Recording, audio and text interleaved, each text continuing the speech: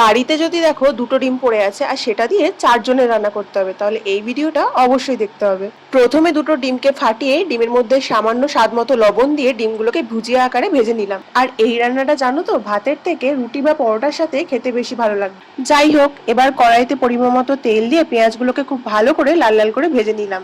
এরপর ওর মধ্যে দিয়ে দিলাম পরিমাণ মতো আদা রসুনের পেস্ট দিয়ে ভালো করে ভেজে নিয়ে একে একে দিয়ে দিলাম হলুদের গুঁড়ো, লঙ্কার গুঁড়ো, জিরের গুঁড়ো এবং স্বাদ মতো লবণ। এবারে খুব ভালো করে মশলা কষিয়ে নেওয়ার পরে দিয়ে দিলাম আগে থেকে কুচি করে কেটে রাখা টমেটো গুলোকে। টমেটোর পরিমাণটা এই রান্নায় একটু বেশি দেওয়ার চেষ্টা করবে, তাহলে রান্নার টেস্ট আরো বেশি বেড়ে যাবে। এরপর এই কষানো মশলার মধ্যে আলুগুলোকে দেওয়ার পরে ভালো করে কষিয়ে তেল ছাড়তে শুরু করলে দিয়ে দিলাম পরিমাণ মতো জল।